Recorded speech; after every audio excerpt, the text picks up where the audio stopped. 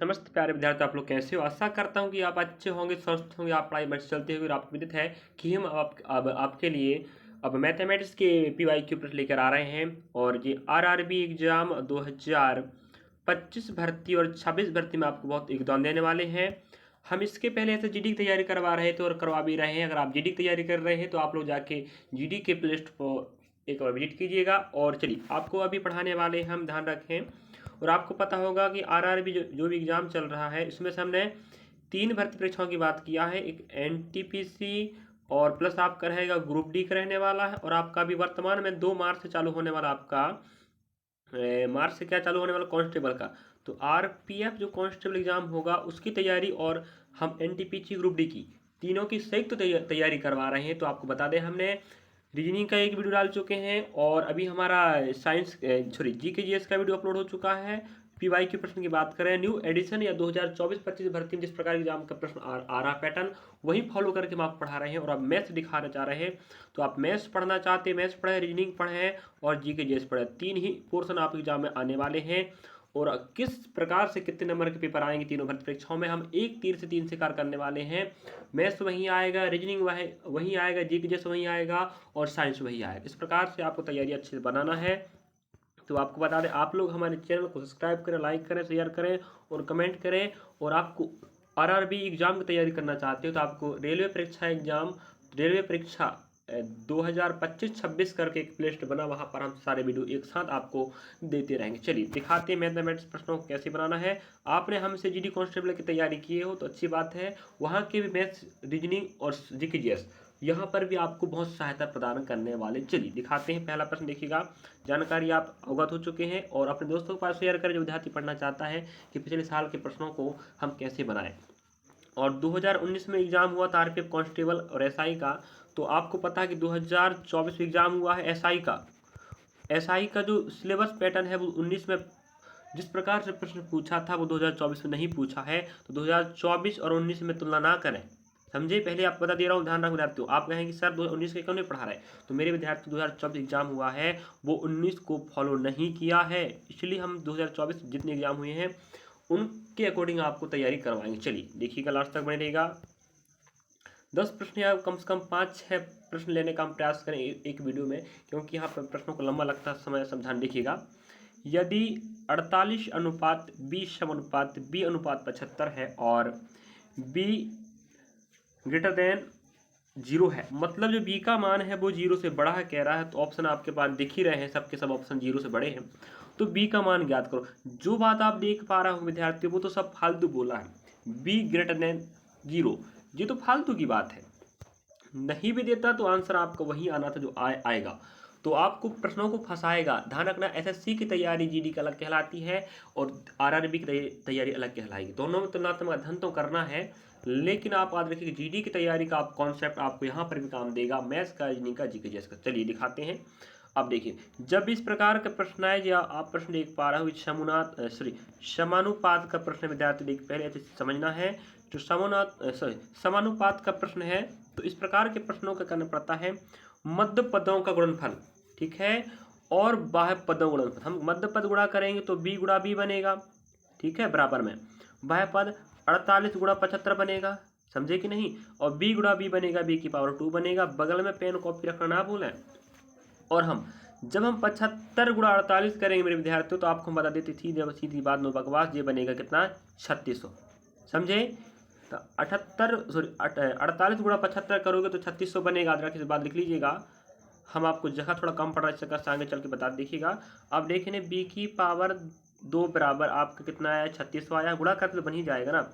अब आप क्या करेंगे, जब पावर हटाओगे विद्यार्थियों, तो आप खुद समझदार हो, जब पावर हटता है तो पक्षांतर में अंडर रूट लग जाएगा। तो यहाँ पर देख पा रहे होंगे 3600 का वर्गमूल निकाल लेंगे तो 36 का वर्गमूल 6 बनता है और 2 जीरो के 1 जीरो बन जाएगा। तो आप देख पा रहे होंगे B का मान, तो B का मान ही तो पूछा था, B का मान आपके पास 60 आ गया। सच सीधी बात, नो बकवास, समझे कि नहीं बताइए। ऐसे ही प्रश्न आपको जल्द मिलेंगे RPF कांस्टेबल में, ध्यान रखें। SI के एग्जाम पैटर्न फॉलो करेगा, ध्यान रखें। चलिए, और आपको पता है कि हम 3 परीक्षाओं की तैयारी एक साथ करवा रहे हैं, जाके विजिट करें प्लेट को। अगला प्रश्न दिखाएंगे, ध्यान रखना विद्यार्थियों को बता दें कि कांस्टेबल एग्जाम में आपको मैथ्स का अलग मिलेगा, प्रश्न जीके का अलग मिलेगा और रीजनिंग का अलग मिलेगा, क्योंकि एसआई में ऐसे ही आया था इसलिए बोल रहे हैं। पिछली भर्तियों में जो एग्जाम हुआ करते थे उसमें सब मिक्सअप करके दिया करता था, तो हमारे पास जो पीडीएफ मिक्सअप वाला है, इस चक्कर से आपको प्रश्न क्रमांक अलग अलग मिलेंगे। चलिए दिखाते हैं अगला प्रश्न। आप देख पा रहे होंगे थोड़ा सा लेवल हल्का सा ऊपर हो जाता है आरआरबी का, बस देखिएगा हमें कह रहा है एक लंब वृत्तीय, देखिएगा एक लंब वृत्तीय बेलन का आयतन दे के रखा 8 से 14 सेंटीमीटर घन, यदि बेलन की त्रिज्या और ऊंचाई बराबर है, मतलब जितनी त्रिज्या आर का मान होगा उतना ही हाइट होगा ऊंचाई, ठीक है। तो आर बराबर एच, अगर हम आर को एक्स माने तो एच भी एक्स होगा, क्यों, बराबर है। ये पॉइंट आप समझे कि नहीं, है कि नहीं। बेलन की ऊंचाई ज्ञात करो कह रहा विद्यार्थियों, कुछ भी नहीं करना आपको, और पाई का मान आपको 22/7 लेना, जो भी मान रखने के लिए बोलेगा 22/7, और इसका मान क्या होता है 3.14 भी होता है कि नहीं। तो देखिएगा अब आपको समझा के बताते हैं, कहने का मतलब ये हुआ हमें आयतन की बात कर रहा है तो आयतन का फॉर्मूला बननी चाहिए। पहली बात हम आपको पहली बात बता देते हैं कि भाई बेलन होता कैसा है कि नहीं। आप तो देखे होंगे बेलन, सिलेंडरों को भी बेलन कह सकते हैं, है कि नहीं। और रोलर होता है जो जब सड़क बनती है तो जो बेलन आता है तो आप जानते हो आगे का हिस्सा बड़ा गोल बेलन होता है।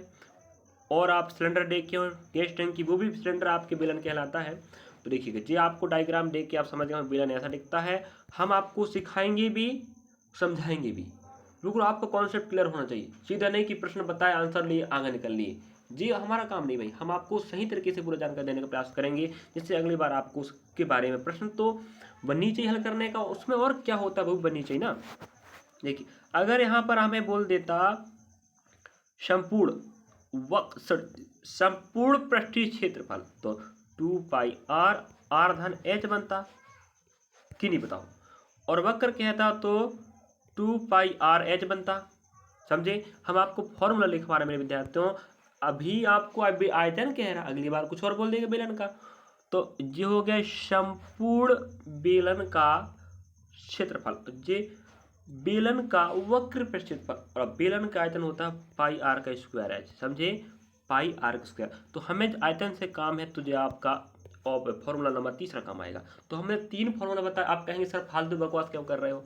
मेरे विद्यार्थियों अगली बार आयतन, अभी आयतन बोल रहा है, अगली बार वक्र पृष्ठ बोल देगा, अगली बार संपूर्ण बोल देगा, तब क्या करोगे। तो यहाँ आप एड जानकारी पढ़ना ना। चलिए तो जुड़िए हमारे साथ, हम जैसे पढ़ा रहे हैं आपको फायदे के लिए पढ़ा रहे हैं, समझे।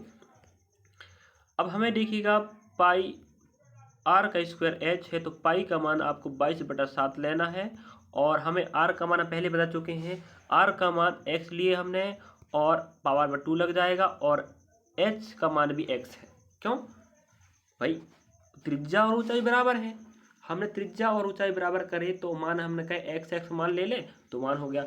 अब यहाँ एक्स की पावर 1 है, जब आपस में गुणा होंगे तो कितना बनेगा, एक्स पावर 3 बनेगा, है कि नहीं।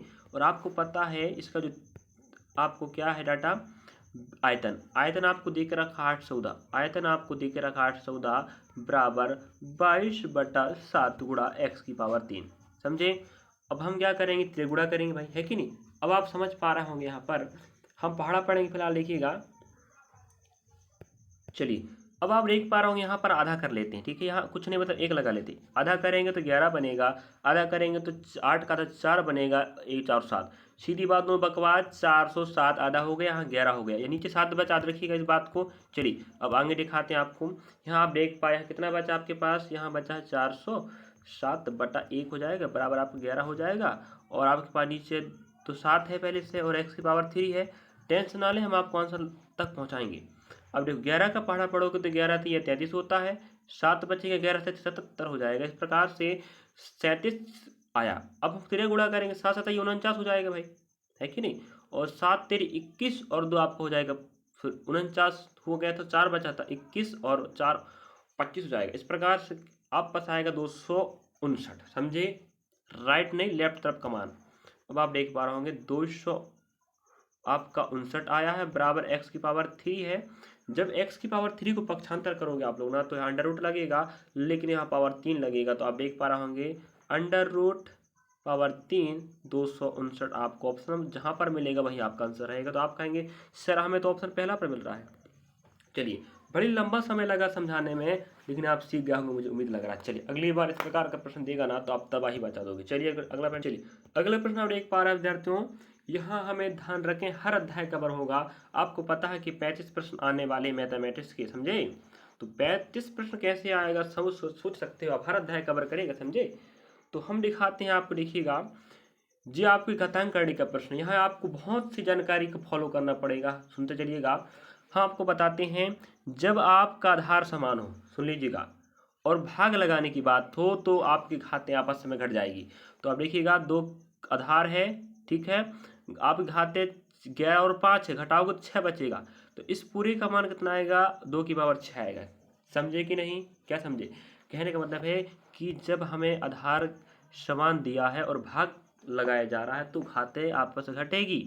तो हमने घटा कि भाई 11 में 5 जाएगा, 6 बचेगा, तो 2 की घात 6 आ गया, ठीक है, याद रखिएगा इस बात को। अब हम लेफ्ट तरफ चलते हैं, देखिएगा अब भी आधार समान है और गुणा करवा रहा है तो घातें जुड़ेगा नहीं, सॉरी जुड़ेगा। यहाँ घट रहा था, समझते चलिएगा, आधार समान हो घातें घटेगा, और भाग लगाने की बात कर रहा, घातें आधार समान हो और गुणा हो तो घाते जुड़ेगा। तो हम कहते हैं भाई 2 तो रहेगा, अब ये 3x + 4 और प्लस कोष्टक में -7 कर लो। भाई ये तो मेन आपका हो गया जोड़ने वाला ना, वो तो आप समझ पा रहे हैं जोड़ने हैं भाई। तो देखिएगा जब हम प्लस का गुणा यहाँ करेंगे तो माइनस बनेगा, प्लस का माइनस होता है, इस प्रकार अभी छोड़ दीजिए इसको, 3x + 4 रहेगा और -7 हो जाएगा, है कि नहीं? अभी सिर्फ घात की बात कर रहे हैं। आप देखिएगा ये प्लस और ये माइनस है, जब प्लस माइनस करोगे तो माइनस बनता है ना, बड़े चिन्ह किसका है? माइनस का है। तो 3x तो अपने स्थान पे रहेगा। अब भाई 4 में 7 जाएगा, 3 ही बचेगा, नहीं बचेगा, लेकिन बड़ी संख्या माइनस की 3 हो जाएगा, इस प्रकार से 3x - 3 आएगा। इसका मतलब है कि यहाँ 2 रहेगा, 3x - 3 बराबर 2 की घात 6। जो आपका राइट हैंड का मान जे आया था, लेफ्ट हैंड का मान जे आ गया। चिंता ना करें, सब बनेगा, बिल्कुल बेसिक टू एडवांस पढ़ाएंगे, समझे? और ये प्रश्न हम कहीं से नहीं ला रहे हैं, रेलवे के ही एग्जाम के प्रश्न, ध्यान रखें, समझे?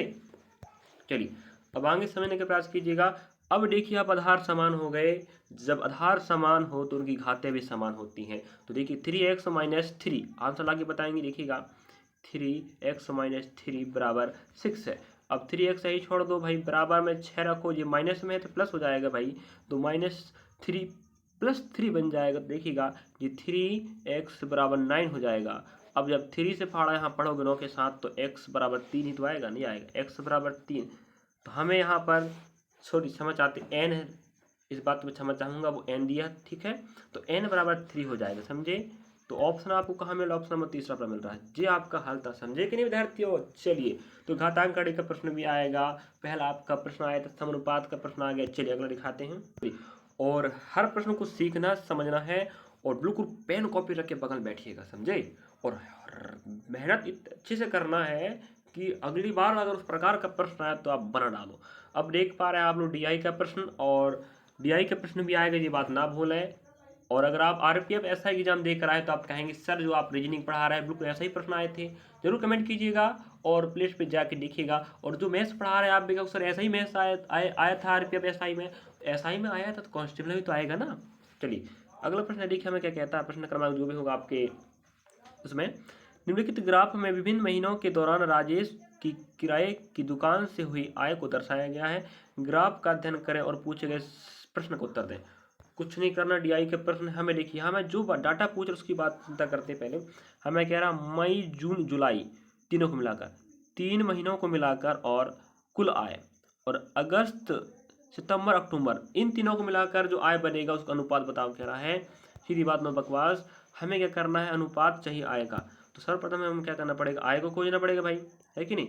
3 महीने की बात कर रहा है तो हमें इन 3 महीनों को टोटल चाहिए, इन तीनों को टोटल चाहिए और अनुपात निकाल लेंगे, है कि नहीं? इतना इजी है, टेंशन मत लो, बिल्कुल टेंशन नहीं लेने का, समझे? अब देखिएगा आप देख रहे हो मई की महीना 35, जून 35, 70 हो गए, और जुलाई में 45। तो आप 70 और 45 करोगे तो आप खुद बताइएगा, जो 5 का 5, 7 3 10 11, तो हमें पता चल गया कि 3 महीने में कितना कमाया उसने आय, 115 रुपया, ठीक है, याद रखिएगा इसको। अब हमें नेक्स्ट कह रहा है 115 तो यहाँ पर आ गया, लेकिन अब हमें कह रहा है इन 3 महीनों का। अगस्त में 30, सितंबर में 30, 40, 70 हो गए, और फिर 45 आया है, उतना ही कमाएगा। मतलब 3 महीने, शुरू के 3 महीने 115 रुपया, लास्ट के 3 महीने 115 रुपया। अब इसमें क्या बताना, आप खुद समझदार हो। 115 एकम 115 और 115 एकम 115, आपका अनुपात आएगा 1:1। समझे कि नहीं? तो ये रहा विद्यार्थी आपका हल। बताइए इजी था कि नहीं? प्रश्न आपको भला बड़ी दिखे, लेकिन डीआई के प्रश्न ज़्यादा दिक्कत नहीं जाएगा। सीखते चलो, समझते चलो, हम आपके साथ हैं। अगला प्रश्न आप देख पा रहे हो, बहुत शानदार प्रश्न है। एक समषट भुज के प्रत्येक अंतःकोण का माप ज्ञात करो, कह रहा है। सम मीन्स होता है समान, ठीक है, और षट मतलब 6 भुजा वाला षटकोण चाहिए। तो आप देख पा रहे होंगे डायग्राम, 1 2 3 4 5 6। इस प्रकार से हम इस प्रकार का षटकोण, सम मतलब सभी भुजाएं समान होंगी और 6 भुजाओं से निर्मित आकृति होगी। अंतःकोण आप देख पा रहे हो, इन्हें हम अंतःकोण कहेंगे। इनकी मान की बात कर रहा है, तो आपको कुछ नहीं कर विद्यार्थियों, जब इस प्रकार का प्रश्न बोलेगा तो आपको एक फॉर्मूला बननी चाहिए। देखिएगा, बताते हैं 120 आंसर कैसे आएगा। इस बात को पहले डायग्राम देख लिया आपने। अगर आपको डायग्राम नहीं पता तो कैसे हल करोगे? कई बार बाह्यकोण ही बोल देगा, है कि अभी अंतःकोण कहा। देखिएगा, कुछ नहीं करने का, n-2 इंटू 180 अंश, ठीक है, और अपॉन रहेगा n का मान। n मतलब होता है नंबर ऑफ आर्म्स, मतलब भुजा। कितने भुजा हैं? तो आप कहेंगे सर 6 भुजा है कि नहीं? तो हम क्या करते हैं, यहाँ 6 बैठ जाएगा, यहाँ 6 बैठ जाएगा, बस खत्म कहानी। अब 6 में 4 जाए, 2 जाएगा तो 4 बचे, यहाँ 4 हो गए नहीं। 6 तेरी 18 और 4 तिया 12 और 0 का 0, 120। बताओ, कोई दिक्कत था ना? चलिए आगे बढ़ते विद्यार्थी, इस कड़ी को बढ़ाते हुए मुझे लग रहा है कि आप सीख रहे होंगे, समझ रहे होंगे, और दिमाग में बैठा लीजिएगा, पेपर में ऐसे प्रश्न छपेंगे। चलिए अगला प्रश्न हम देख पा रहे हैं, बहुत शानदार प्रश्न, एलसीएम एचसीएफ का प्रश्न है। और अगर आप जीडी मुझसे पढ़ रहे होंगे तो आप देखे होंगे जीडी में जो पैटर्न था, अध्याय एलसीएम एचसीएफ आता था, लेकिन जो पेपर का थोड़ा लेवल अलग था। ये रेलवे भैया, रेलवे है, याद रखना। तो दोनों अलग अलग एजेंसियां हैं भर्ती, आप पता है कि भाई रेलवे अलग कहलाता है, एसएससी अलग कहलाता है। दोनों सेंट्रल जॉब भली है, लेकिन अलग अलग भर्ती की एजेंसी इनका एग्जाम कंडक्ट करवाएगी, तो पेपर का लेवल अलग ही रहने वाला है। तो देख पा रहे होंगे आप, इस प्रकार का हमें प्रश्न नहीं पूछा कभी जीडी में, लेकिन यहाँ पूछ लिया। चिंता ना करें, बहुत ईजी है। देखिएगा, दो संख्याओं का लघुत्तम समापवर्तक मतलब एलसीएम और उनकी महत्तम समापवर्तक एचसीएफ की 14 गुना के बराबर है। देख, यही सीखिएगा। पहले हमें एलसीएम समझना है और एचसीएफ समझना है, आपस में बराबर है ना। देखो बराबर कह रहा है, अगर एचसीएफ एक्स है तो एचसीएफ के 14 गुना के बराबर है। 14 गुना, नहीं समझे? कहने का मतलब ये मेरे विद्यार्थियों, एलसीएम और एचसीएफ आपस में क्या है, बराबर है। ये पॉइंट बोल दिया, बराबर हो गया। लेकिन हमें कह रहा है एचसीएफ के 14 गुना के बराबर है। अगर एचसीएफ 14 है तो अगर एचसीएफ एक्स है तो एक्स का 14 गुना एलसीएम है। ये बात कह रहा है, इसको याद रखिएगा। जी एलसीएम का मान, जी एचसीएफ का मान, ठीक है, याद रखें। अगला पॉइंट हमें कहता है, देखिए, यदि एक संख्या 36 है और हमें बोल रहा है दूसरी संख्या, मतलब n1 का मान कितना 36 है, तो आपको n2 का मान चाहिए। नहीं पता, निकालेंगे भाई, इसमें क्या दिक्कत। देखिएगा, पहली पंक्ति दूसरी पंक्ति। अब देखो, हमें कहता है एलसीएम और एचसीएफ का योग, मतलब देखिएगा, एलसीएम प्लस एचसीएफ का योग 270 दिया है कि नहीं? अभी हमने पता किए थे कि एचसीएफ का मान तो x है और एलसीएम का मान 14x है। आप ही बताओ, अभी निकाले थे हमने यहाँ से, इस पहली पंक्ति से मान निकला था। हाँ, अगर आप पेन कॉपी रख के बैठे तो लिखते चलिएगा। तो एलसीएम और एचसीएफ का योग कितना है, 270 है, और एचसीएफ का मान x है, एलसीएम का मान 14x है। जोड़ देना भैया, 14 और 1 15x बनेगा। तो आप सोच पा रहे हैं 15x बराबर 270 हो गया कि नहीं? बताओ, इतना याद रखिएगा। देखिएगा, 15x बराबर 270 हो जाएगा। आप ही देखिएगा, अब पहाड़ा नहीं बनता तो क्या नहीं बनेगा भाई, क्या दिक्कत बताओ। 3 पंजे 15, 3 नम 27, x रहेगा। अब 15, 5 का पहाड़ा पड़ोगे 18 बार जाएगा, x बराबर कितना, 18 आया। समझे? और आपको पता है x मतलब क्या है, x मतलब एचसीएफ है, नहीं है? अभी निकाले थे आपने। चलिएगा, अब x मतलब एचसीएफ और उस एचसीएफ का 14 गुना एलसीएम बनेगा। समझे कि नहीं। चलिए थोड़ा प्रश्न लंबा जाएगा समझाने में, याद रखिएगा क्योंकि डाटा ही ऐसा दिया भाई। देखिए अब हमें कह रहा है दूसरी संख्या ज्ञात करो। अगर आपको इस प्रकार की बात कहे तो फॉर्मूला होता है, देखिए लिख लीजिएगा, एलसीएम गुणा एचसीएफ बराबर n1 इंटू n2। ठीक है, एलसीएम हमें दे के रखा है भैया, एलसीएम 14 गुना होगा एचसीएफ का, तो एचसीएफ 18 है ना, तो एचसीएफ का मान 18 बैठ जाएगा। और पहली संख्या आपकी 36 है, दूसरी संख्या नहीं पता, निकाल रहे हैं इसमें। देखिएगा ये फॉर्मूला याद रखिएगा जब इस प्रकार प्रश्न पूछे, एलसीएम गुणा एचसीएफ बराबर पहली संख्या गुणा दूसरी संख्या, तो अपने मान बैठा दिए 18 दूना 36, 2 नाम 18, समझे कि नहीं। अब कहेंगे सर 14 नंबर 126 होता है बराबर, आपको पता है n2 यहाँ निकल जाएगा। दूसरी संख्या आपकी ऑप्शन नंबर सेकेंड में मिल रही है 126। जी आपका हल था विद्यार्थी, समझे कि नहीं। चलिए तो ऑप्शन नंबर आपको सेकंड पर राइट आंसर हो जाता, जी आपका 1 नंबर पक जाता। आपको पता होगा कि 35 प्रश्न आपको मैथ्स के आएंगे, समझे, और 35 रीजनिंग का आएगा। कितने हो गए 70, और आपके पास कितने बचे 50, 50 आपका जी के जैसा आएगा। तो हम तीनों पोर्शन कवर करवा, ध्यान रखें, देखना ना बोले विद्यार्थियों। और अगर आप नहीं देखेंगे तो आप जानिएगा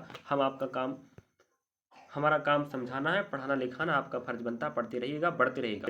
यही हम विराम कर इस प्रश्न को बता दें। चलिए जी आपका लास्ट प्रश्न रहेगा, समय ज़्यादा हो जाएगा, हम आपको बिल्कुल सही सटीक प्रश्न ला के दिखाएंगे जो एग्जाम में आपके आने वाले। चलिए देखिएगा, शानदार प्रश्न आप देख पा रहे होंगे। चक्रवृद्धि ब्याज की एक निश्चित दर पर निवेश की गई धनराशि 10 वर्षों में स्वयं की 3 गुनी हो जाती है, तो कितने वर्षों में धनराशि स्वयं की 9 गुनी हो जाएगी। बहुत शानदार प्रश्न है। इस प्रकार का प्रश्न में जीडी में पूछा, ध्यान रखना, मैं पढ़ा के बताए भी हैं। अगर आप पढ़े होंगे तो आप कहेंगे बिल्कुल सर सही कह रहे हैं आप। चलिए इसलिए बोलते हैं, बोल रहा था जब भी जीडी पढ़ा रहा था तब भी बोल रहा था मैं कि जीडी की तैयारी भली कर रहे हैं हम, रेलवे की तैयारी भी कर रहे हैं, ये बात बोला था मैं। चलिए तो जुड़िएगा, पढ़ते रहिएगा। देखिएगा चक्रवृद्धि ब्याज की एक निश्चित दर पर निवेश धनराशि, देखिएगा हम हल करके बताते हैं। 10 वर्षों में, समझ से चलिएगा, 10 वर्ष बराबर कितना गुना 3 गुना, ध्यान रखें कितना गुना 3 गुना। हम आपको बता दें वर्ष और गुना हमेशा साथ साथ बढ़ेंगे, हमें 9 गुना चाहिए ना, तो ये बताओ हमें इसको कैसा रखें। अगर हम 3 गुना को 3 की पावर 1 रख दें, 10 गुणा 1 करना पड़ेगा, समझना भाई, मैं नहीं जानता, आप देखिएगा। अगर हम 10 वर्ष ले रहे थे, यहाँ 3 गुना हो रहा था, हम 3 की पावर 1 रखें तो यहाँ 1 पावर रहेगा, वो यहाँ पर भी रहेगा, समझे। और अगर यहाँ घात बढ़ेगा तो यहाँ गुणा के रूप में भी बढ़ेगा। अगर 2 लोगे तो यहाँ भी पावर 2 लेना पड़ेगा। देखिएगा समझा के बताते हैं। 10 गुणा आपने 1 लिए बराबर 3 की पावर 1, हम आप बोले हैं 3 की पावर 2 करेंगे तो यहाँ 10 की पावर 2 होगा। अभी पता 3 की पावर 1 3 बनेगा, 3 की पावर 2 9 बनेगा। तो इधर आपको पता है जी गुना वाली कहानी चल रही है जी आपके वर्ष वाली, तो 9 गुना तो हो गया ना, कितना 20 वर्ष में 9 गुना, जी आपका आंसर हो जाएगा। बोलिए कितना अच्छा तरीका है कि नहीं। हाँ तो यहाँ आप रखेंगे टी समय, यहाँ रखेंगे गुना, और गुना हमेशा घात के रूप में बढ़ेगा और समय हमेशा गुणा के रूप बढ़ते रहेगा, समझे। यहाँ 1 था तो यहाँ घात हमने 1 लिए, यहाँ 2 लिए तो यहाँ 2 आ गया, इस प्रकार से क्रम से बढ़ता रहेगा। चलिए तो जी हम लास्ट प्रश्न लेते हैं इस वीडियो में, इसके बाद हम आपको बता दें नेक्स्ट पार्ट कवर करेंगे। अभी हम शुरुआत कर रहे हैं, चक्कर से प्रश्नों को हम कम ले रहे हैं, समझे, और बिल्कुल सही तरीके से बताएंगे, बिल्कुल समझे। और आपको बता दें हम, अगर आप आरआरबी की तैयारी कर रहे हैं, 3 भर्ती परीक्षा, फिर रिपीट करता हूँ, रेलवे परीक्षा की तैयारी करना चाहते, आरपीएफ ऐसा तो हो चुका, कांस्टेबल आपको पता है जल्द एग्जाम शुरू होने वाला अगले महीने से, और एनटीपीसी ग्रुप डी का, तो हम आपको बेहतर तैयारी करके देंगे। हम आपको रीजनिंग भी पढ़ाना चालू कर दिए हैं, मैथ्स भी हो चुका है, और जीके जीएस भी। जैसे ही अगर ग्रुप डी का एग्जाम आता जल्द हम आपको साइंस लेके चलेंगे, समझे। चलिए तो विद्यार्थियों आपको वीडियो कैसा लगा, तीनों पोर्शन देखिएगा और विजिट कीजिएगा एक बार प्लेलिस्ट, और विश्वास के साथ पढ़िएगा। लाइक करें, सब्सक्राइब करें, शेयर करें, और हमारा हौसला बढ़ाने का कमेंट भी करें, वीडियो कैसा लग रहा है और आप क्या चाहते हैं ये भी बोल सकते हैं। हम आपके लिए आपकी बात पर खरा उतरने का प्रयास करेंगे, और आपको अच्छा लगा होगा अपने दोस्तों पर शेयर करें विद्यार्थियों, जिससे उनका भला हो सके, आपका भला हो सके। चलिए मिलेंगे नेक्स्ट पार्ट का, धन्यवाद।